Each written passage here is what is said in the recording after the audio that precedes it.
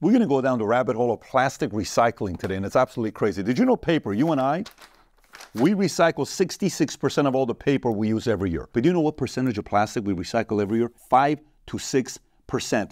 Did you know, roughly, worldwide, we generate 400 million tons of plastic every year, of which 42 million of it is in U.S. And we, you and I, back in 1980, we used to waste plastic 60 pounds per year.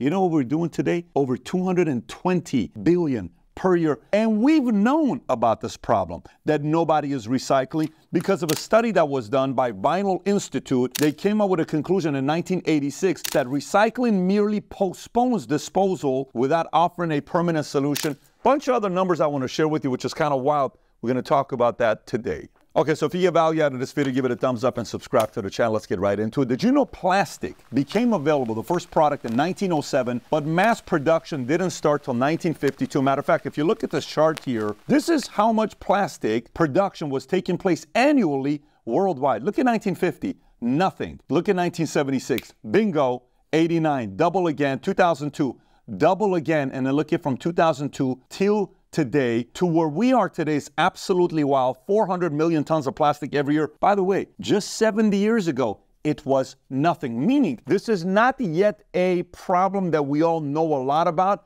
The right people know it's a big problem, but they're not talking about it. Very similar to the oil and the tobacco industry. For example, the tobacco industry, many, many years ago, they knew this was a problem. They knew tobacco was a problem. They knew about this early on in the 50s when documents reveal that tobacco companies had internal research showing the link between smoking and lung cancer, but they didn't tell you about us. They marketed kids, they marketed women and minorities despite knowing the health risks, which eventually led to in 1998, major tobacco companies reached a historic settlement with 46 U.S. states agreeing to pay billions of dollars in compensation and fund anti-smoking campaigns. It was so bad that in 2005, they made a movie called Thank You for Smoking, and Aaron Eckhart was in it. The whole thing was about how lobbyists played a big role in making sure you and I thought it was cool to be smoking. Doctors smoke cigarettes and they're so cool. We got to go do this. Well, by the way, oil companies went through the same thing as well. Let me give you some stuff on what happened with oil companies. Companies like ExxonMobil revealed in the 70s that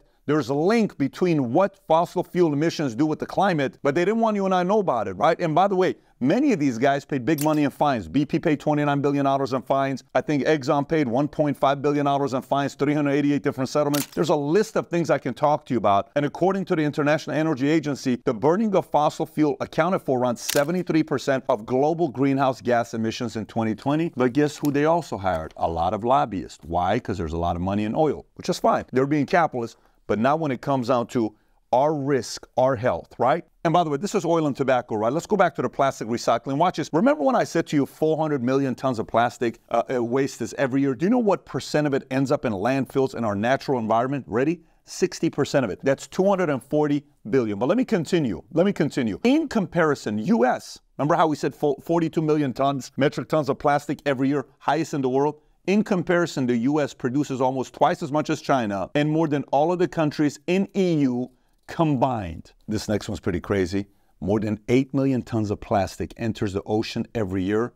It is estimated that roughly 40% of ocean surface is covered in plastic debris.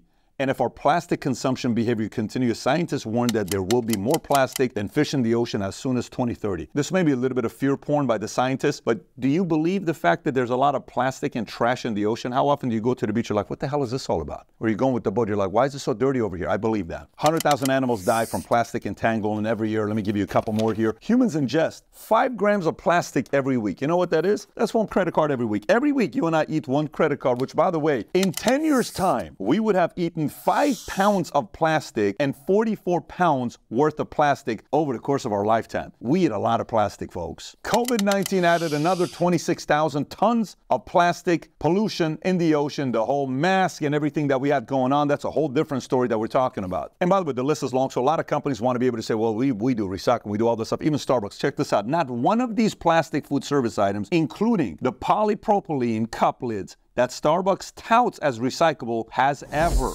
met the FTC Green Guide legal definition of recyclability. As if you're not already overloaded on all this data, I'll give you another one. Do you know how long it takes for plastic to decompose? Ready? Somewhere between 20 to 500 years. That's a long time. This is kind of complicated because there's an element of, where you're going to need the private and the public sector to solve the problem. And on the public side, the government, you and I are going to be paying for it. Private sector, because a lot of these companies have to figure out a way to come up with better stories for you to say, I want to buy from this company because it's doing X, Y, Z. So let me kind of unpack how I'm viewing this. EU comes out and says by 2025, all beverage bottle made of PET plastic must contain at least 25% of recycled content. Okay, fine. We're going that direction. That's a good progress that they're making. However, in a consumer economy like America, fast fashion, why are we buying so many more clothes than we did before? We're throwing away 81.5 pounds of clothes every year, not buying, throwing away 81.5 pounds. What are we doing with all this stuff? Why is our closet so full of stuff that we're never going to be using? It is an element where this has to be education from top down, because remember, this is just a 70-year problem, not even 70. Even when plastic came out in the 50s, we were not making that many of them. Even in the 70s, we were making a lot of them. It's in the 80s, then 2000 when this just took off. So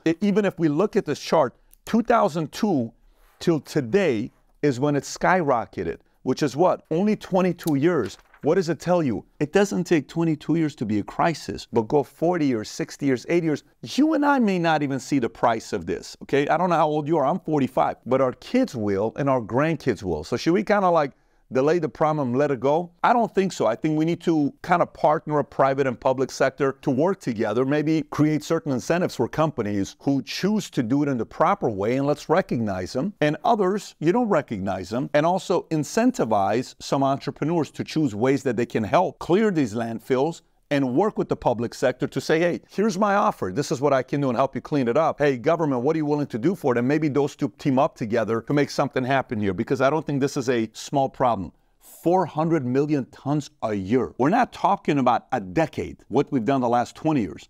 That's per year, and US is 42 of it. So lots of thoughts here on how to fix them. We got a bunch of ideas here.